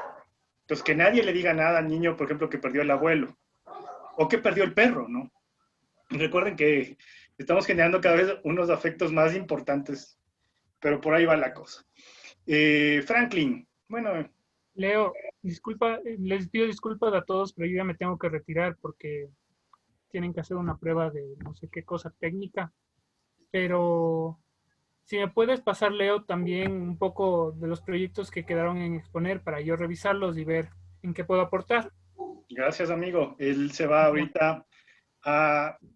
¿Dónde será que transmite? Ministerio de Cultura. Sí, en el Ministerio de Cultura a las 6 de la tarde. 6 de la tarde, si quiere alguien oírle al Dani, pues está bienvenido. ¿El Franklin se va a dónde? Tengo una presentación de un libro de investigación. Cierto. El tuyo no era eso. Y creo que yo en una hora más o hora y media más estaré en la página de la Red Boliviana de Cementerios. Sí, pero... todo lo que esté en el que estamos involucrados. No sé, Franklin, el libro de investigación tuyo, la presentación del libro ¿tiene que ver con la muerte? No, es que es un libro de un argentino que yo tengo que presentar, no. Ya. Es libro mío. Ya me mandó el PDF, ¿no? Bueno. Dale, Franklin. Bueno, no, les quería decir que todos van a estar en la página de la red, entonces ahí pueden ver las transmisiones y como se quedan guardadas, pueden verlas luego. Muchas gracias. Gracias, amigo. Muchas gracias. Nos vemos, cuídense, chao. Chao, que estés bien. Franklin. Bueno, yo ando un poco, ¿qué te puedo decir? Estresado, bajoneado, pero bueno, son cuestiones de la pandemia, de la, qué sé yo, asuntos colaterales. En todo caso, he querido centrarme en el género ensayo como tal, con miras a que cuando sea posible acceder a archivos, ya sea posible hacer un artículo pues ya más riguroso, más documentado sobre todo. He tenido la pequeña tranquilidad de que he leído el artículo de Carmen Fernández Salvador sobre los restos de Sucre y veo que no he estado tan descaminado, aunque obviamente no llego de momento a esa riqueza referencial, bibliográfica y pues entiendo que también de imágenes con la que complementa su trabajo. Pero en mi caso, al considerar la muerte de Sucre de alguna manera en diálogo con la muerte de Bolívar, son una suerte de muertes paralelas, ¿no? Tienen lugar en un momento decisivo de la construcción de las repúblicas latinoamericanas, el mismo año, además, 1830, con unos meses de diferencia. Y en ambos casos hay similitudes. Los restos están en sitios muy diferentes. Bolívar muere en Santa Marta, Colombia. Sucre muere también en la selva de Berruecos, en lo que hoy es Colombia. Pero veo algunas similitudes, por ejemplo, cómo con respecto a esos restos, sus allegados, sus familiares, su viuda en el caso de Sucre, tienen la aprehensión de que pueden ser objeto de vejámenes, de ultraje, de robo, de desaparición, y van tomando precauciones.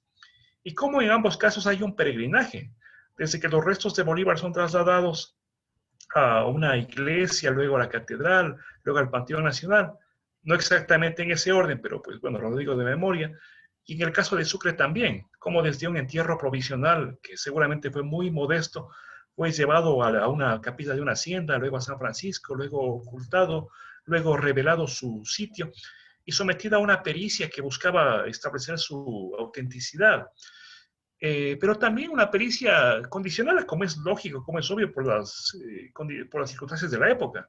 Hay un dibujo, no sé si sea famoso, pero presenta el cráneo de Sucre, más o menos montado sobre la silueta que se puede ver en cualquier moneda de un Sucre, en una ayora, como decíamos hace unas décadas.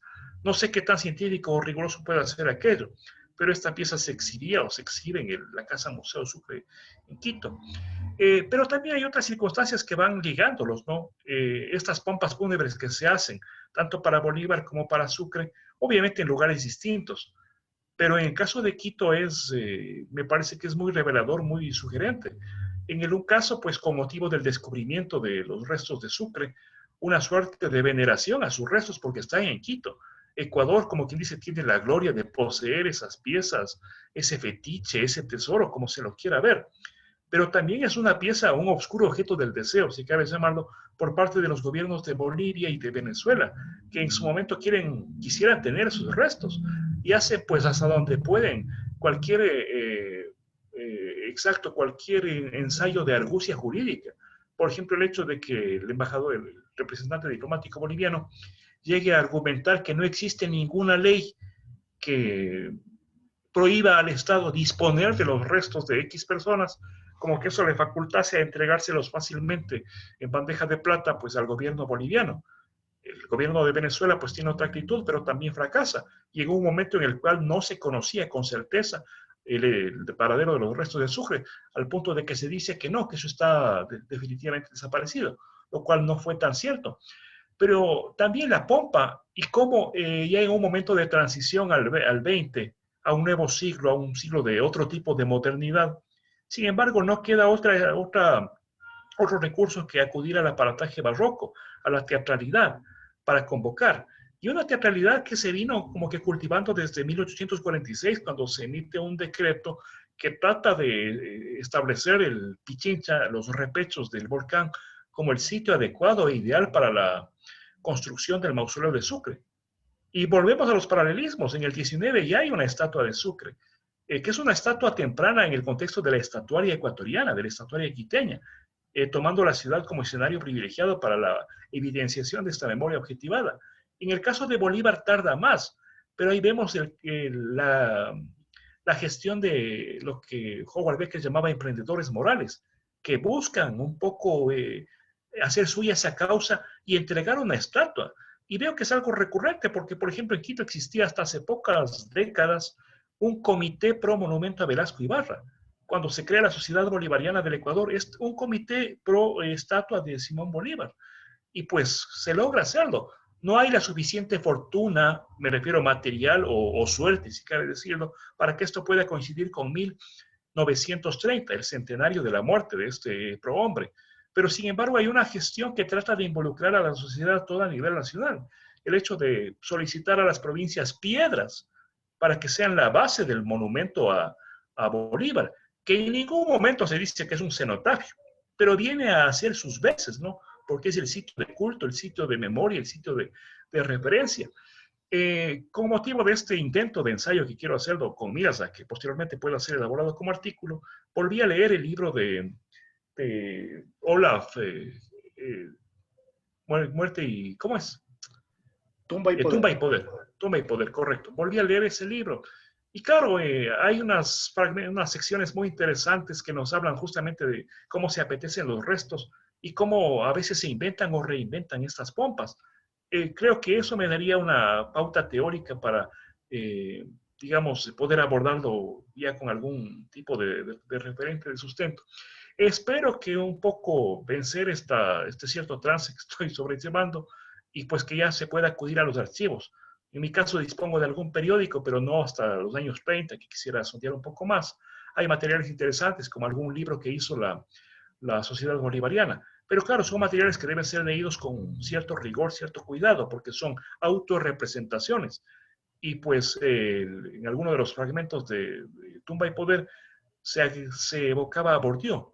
Y como él decía que ese desinterés que mucha gente manifiesta es un desinterés fingido. En realidad hay un interés muy claro por hacerse de los huesos, por hacerse de la tumba, o en estos dos casos por hacerse de las estatuas y por presentarlas e involucrarlas con esas de toda una sociedad. Así que, pues, reitero, ojalá ya sea posible acceder a las fuentes y pues cualquier sugerencia, muchas gracias desde ya. Bueno, es un trabajo interesantísimo, ¿no? Se enmarca dentro de los proyectos de construcción de las celebraciones nacionales, en proyectos de construcción de la nación. No son, como dice Franklin citando a Rader, no son simples devocaciones y simples gastos que hace la sociedad para construir y generar belleza urbana, ¿no? Sino que están revestidos de toda una lectura política de los personajes. Bueno, yo te dije, Franklin, la primera vez que hablamos, es un trabajo que está inscrito además en otro proyecto mucho más amplio tuyo, que ojalá más bien en su momento podamos tener el gusto de leerlo y más bien en este momento, pues ojalá que este curso sirva para que vayas consolidando este proceso de investigación. Yo creo que está anclado en un proceso, en una serie de lecturas interesantes, ¿no? Que creo que falta hacer esta lectura crítica de la memoria objetivada, como diría Hugo Achugar, ¿no? Esta suerte de edificación de la memoria, de ocupación del espacio, ¿no? El traslado de Sucre, su colocación en la catedral, en un espacio privilegiado, ¿no? Es importante y eso hay que leerlo políticamente. Entonces me parece que ahí está anclado tu trabajo y más bien, nada, esperar que continúes. Yo creo que alguien, no sé si quiere hacer alguna observación. Vamos bien, entonces. Esteban tiene una locura en mente, como siempre. Hola. ¿Cómo van? Oye, yo creo que tengo que presentar un poco con unas imágenes, entonces no sé si es que puedo compartir.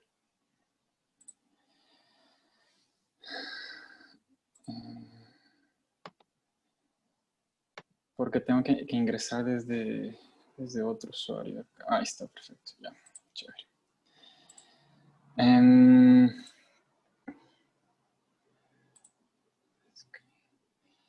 Yo estoy interesado en hacer un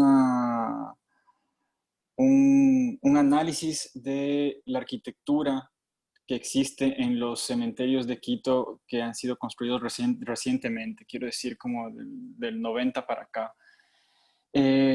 Porque a pesar de que las estructuras de los cementerios son claramente unos espacios simbólicos, en las estructuras de la arquitectura que se ha construido últimamente, hay referencias de otro tipo, digamos, como la puerta de ingreso acá, que si es que no tuviera el título en el pórtico, podría ser de una urbanización, digamos, o de cualquier conjunto cerrado.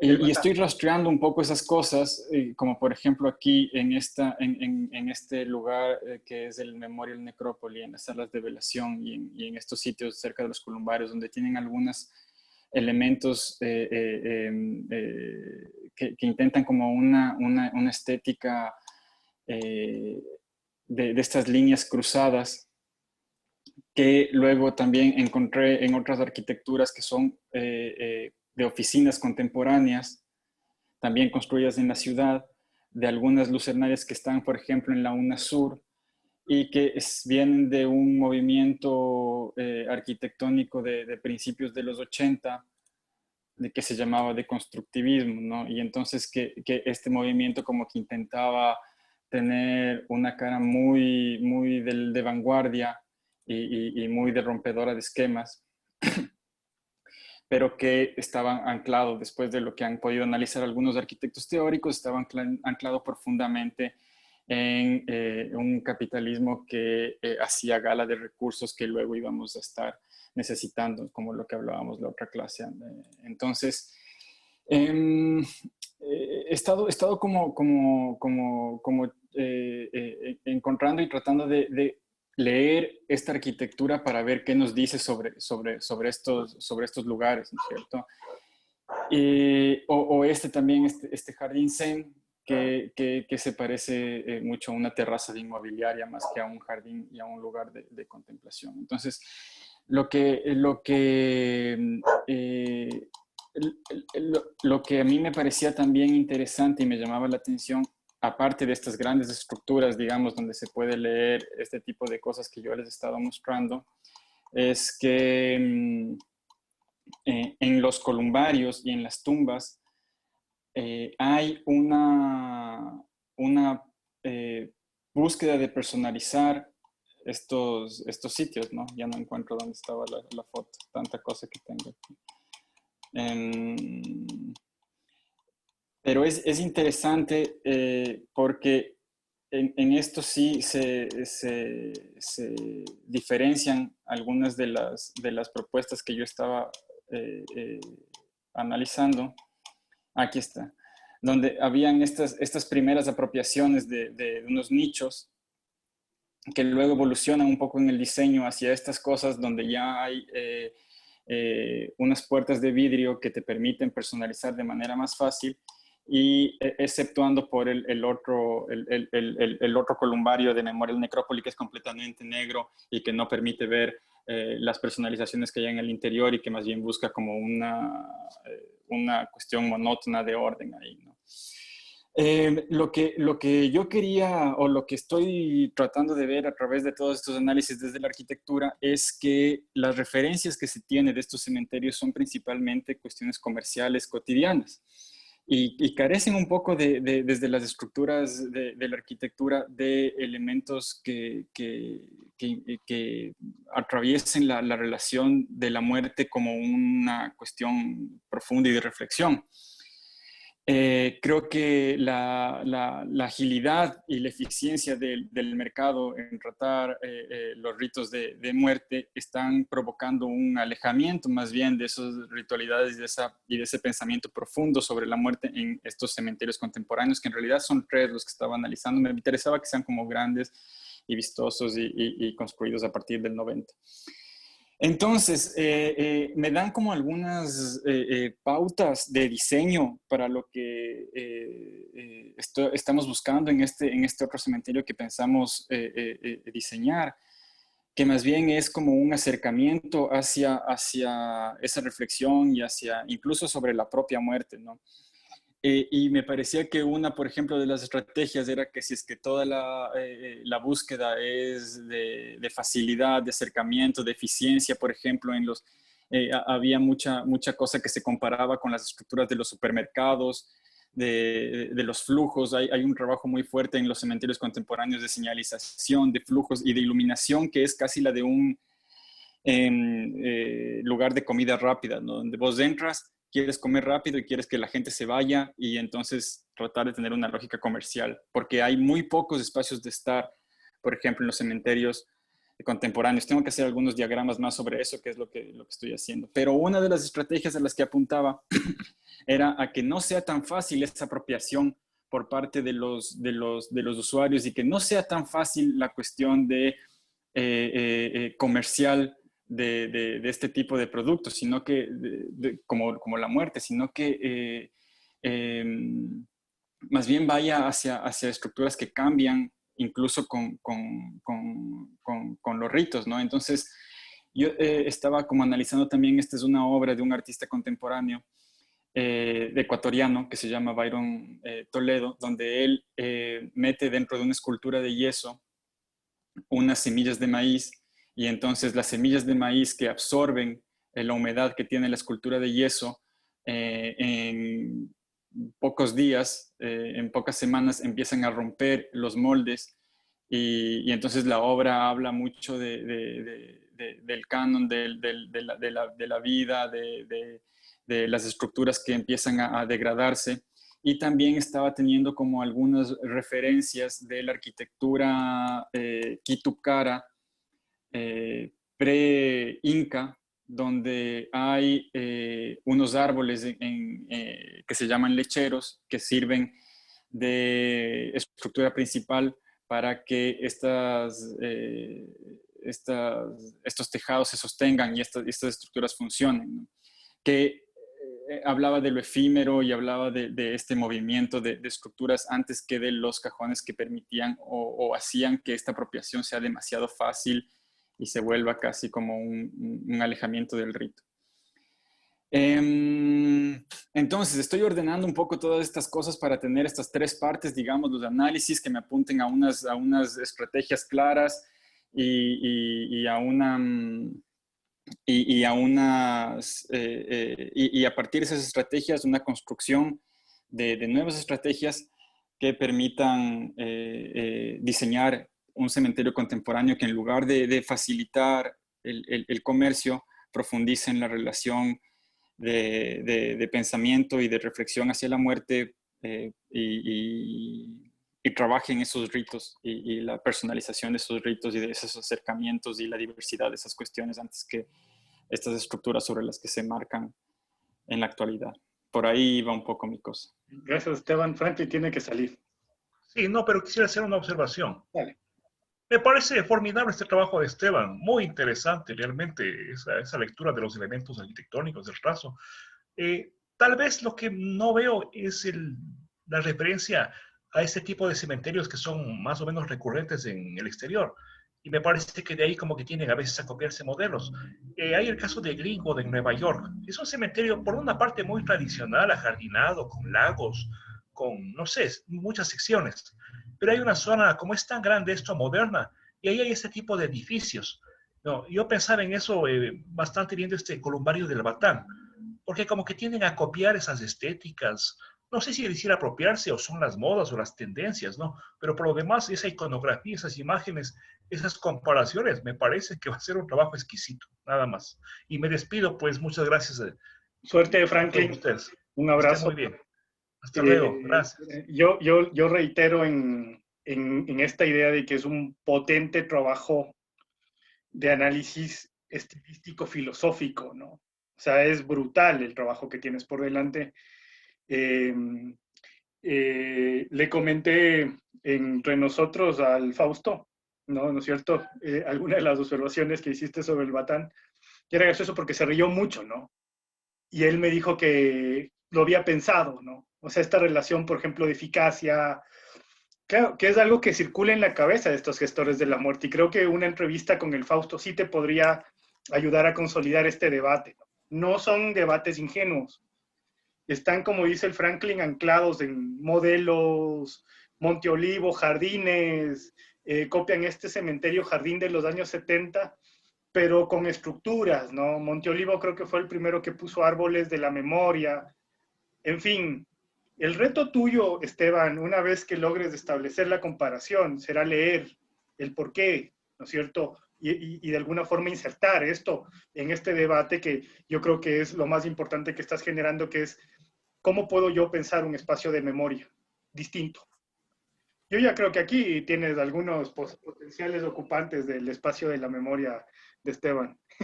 Yadira Mera. Claro, es que es una cosa loca, ¿no? En lugar de gestionar al muerto, estás produciendo reflexión en torno a lo que significa la muerte. Y creo que eso sería uno de los espacios más potentes, ¿no es cierto?, de reflexión en una sociedad que, como bien lo dijo Lore, no está acostumbrada a meter cabeza a esto.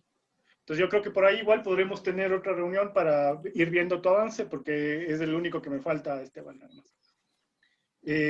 Paola, y con eso terminamos. Pau, ¿cómo vas? Ya, yo estoy trabajando en el contexto de la pandemia una serie de reflexiones del personal de salud en torno a la muerte y cómo es esta muerte justamente en ese contexto de la pandemia, ¿no? Algo para lo que seguramente lo leyeron, lo vieron, lo estudiaron, pero no estuvieron preparados. Entonces, parte de esto que yo te planteé en este avance que entregamos recién, que es esta noción de una buena muerte en el contexto hospitalario y lo que ellos entienden por dar una buena muerte. Y si esta buena muerte, ese acompañamiento que ellos hacen, tiene que ver con con una formación académica, con una política institucional, o más bien como una acción personal, como parte desde sus creencias. Por lo que conversamos, sí, o sea, es un tema muy personal de la manera de enfrentar de ellos la muerte de sus pacientes. Estoy trabajando sobre todo tengo a la mano personal de enfermería. Tengo 2 enfermeros de Guayaquil que estuvieron en lo más duro de la pandemia en la ciudad. Y aquí en Quito estoy trabajando con personal del Bacortis porque me quedó sonando lo que hablamos en una de las reuniones, Leo, y es que los niños no han sido muy mencionados en esta pandemia, ¿no? Se supone que es una población que no está muy en riesgo, al menos por su edad, sus condiciones podrían pasar mejor la enfermedad, pero no es tal. El Bacortis está testado y cada vez siguen abriendo nuevas alas COVID. Esa UCI está llena de guaguas con COVID o guaguas que llegaron por otro tema y se contagiaron de COVID. Y bueno, los pacientes que ellos ya tenían en la UCI. Entonces, es trabajar con el personal de salud, es más bien algo como lo de la Lore, algo más una experiencia, reflexiones, es más trabajar un tema testimonial de cómo ellos están sintiendo esa muerte. Y esta siguiente fase de las entrevistas que voy a hacer va en torno al cuerpo. ¿Qué pasa con ese cuerpo cuando se despoja de su individualidad? Lo que pasó en Guayaquil, cuerpos en contenedores, cómo enfrentaron ellos esos momentos, ¿no? Porque hay un cuidado especial, el hecho de que ellos se tomen la molestia, ¿no? De sostenerle la mano al paciente, de decirle váyase si se quiere ir, ¿qué puedo hacer por usted? Te habla de una relación, no sé si personal, pero sí cercana y afectiva incluso. Y ellos lo reconocen, tienen cierto afecto por sus pacientes, ven en ellos, se ven a ellos mismos, se ven a sus familias ahí en las camas de los hospitales, ¿no? Parten de una premisa tan básica como yo quisiera que alguien hiciera eso por mí, o por mi hijo, o por mi madre. Entonces, es la segunda parte de las entrevistas va por ahí, ¿no? ¿Qué pasa cuando esos cuerpos se pierden? ¿Qué pasa cuando en la pandemia las muertes son en masa? Y cómo el personal de salud lo está enfrentando. Y también quisiera abordar un poco cómo enfrentan la propia muerte del personal de salud, ¿no? Porque sí noté que es algo que les golpea y les afecta, ¿no? Ver compañeros que se contagian y ver compañeros que incluso mueren. Va por ahí. Yo creo que como la primera intuición que has tenido es un tema que está muy relacionado a lo que está haciendo la Lore. De hecho, podrían ir de la mano. No sabemos en qué medida están capacitados ellos, no capacitados con psicología de la muerte que seguramente reciben en su formación, sino realmente capacitados para gestionar, ¿no es cierto?, individualidades y sacralidades como el cuerpo humano. En esa medida, este ejercicio etnográfico, ¿no es cierto?, que estás llevando a cabo, es un ejercicio de profundidad absolutamente relevante, pero te va a permitir dialogar con estos otros compañeros. Yo creo que incluso podríamos en un momento determinado ser como tándems de trabajo, ¿no? E intercambiar esas experiencias. Hay un momento crítico cuando tú te acercas a este personal médico, ¿no? Y yo creo que te ha servido muchísimo las últimas unidades que hemos estado trabajando, ¿no? Desde el anatomista, desde el debate en torno al cuerpo, la ética del cadáver, ¿no es cierto? Mañana tengo una entrevista en Caleidos Radio, que es de la Universidad de Cuenca, a las 3 de la tarde. Apenas sepa el link, sé que me quieren preguntar en torno al cuerpo, ¿no? Al cuerpo muerto. ¿Qué significa? Y creo que ahí voy a hablar con alguien que también trabaja esta otra cuestión. Entonces, por ahí podemos empezar a debatir, incluso buscar espacios donde insertar tu debate, ¿no?, que se está produciendo. Pero es un trabajo valioso, porque el acceso que tienes tú a estas personas no es común.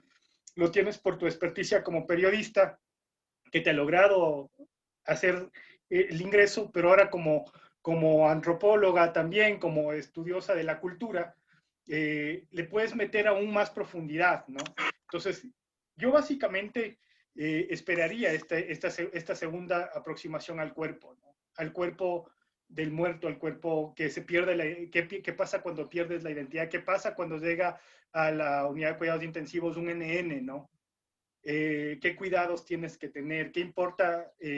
O sea, ¿cuál es el sentido ese mismo del cuidado, del afecto que se vive ahora? ¿Y qué pasa cuando eso se sobrepasa? Lo que tú contabas, la escena de la morgue, ¿no? Atestada, el baño lleno de cuerpos.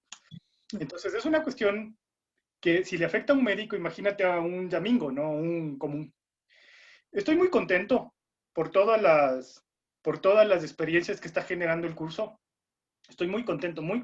Evidentemente sobrepasan cualquier expectativa que uno tiene como individuo que estudia esto, porque son muchas mentes pensando y dando la vuelta a distintos elementos. Creo que vamos a tener en algún momento que homologarlas, publicarlas, no sé. Pero de todas formas, les agradezco por haber venido a la clase de hoy. ¿Cómo se llama? Si quieren, en una hora más o menos hablaré en la red boliviana. El Danis debe estar ahorita en el Ministerio de Cultura, en la página del Ministerio de Cultura. Un abrazo grande y nos vemos pronto. Roquén. Gracias. Okay.